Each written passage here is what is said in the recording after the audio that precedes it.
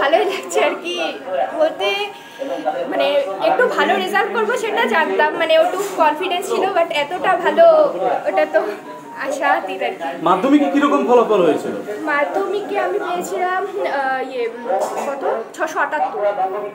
উচ্চ মাধ্যমিকে তারপরে এত ভালো ফল, কি বলবে? অ্যাকচুয়ালি ভালোবাসা সাবজেক্টগুলোকে পেয়ে গিয়েছিলাম, হ্যাঁ, আর স্যারদের এবং আমার বাবা মা এবং সবার যে সবার আর কি যে এত আমাকে প্রেরণা দিয়েছিলেন যে এবার কিছু নাম্বারের জন্য পাইনি সেটা কোনো কথা নয়, আর বোর্ডে স্ট্যান্ড করতেই হবে সেটা আমাকে কেউ কোনো দিন জোর করে বলেনি, বলেছে যে হ্যাঁ মোটামুটি ভালো রেজাল্ট করলেই হয়ে যাবে।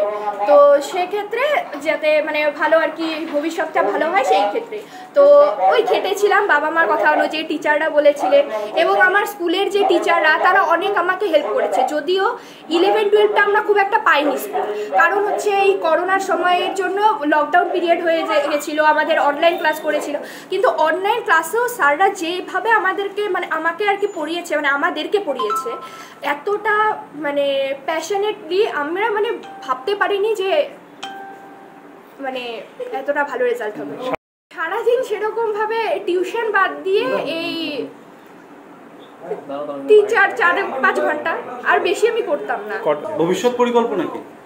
ভবিষ্যৎ পরিকল্পনা বলতে সৎভাবে এমনি একটু নিজের পায়ে তো দাঁড়াতেই চাই, কিন্তু সৎভাবে এই যে পথজি শিশুরা আছে না, আমার তাদেরকে দেখলে খুব খারাপ লাগে, তো এই তাদের জন্য যদি কিছু ব্যবস্থা করতে পারি সেটাই আমার জন্য অনেক।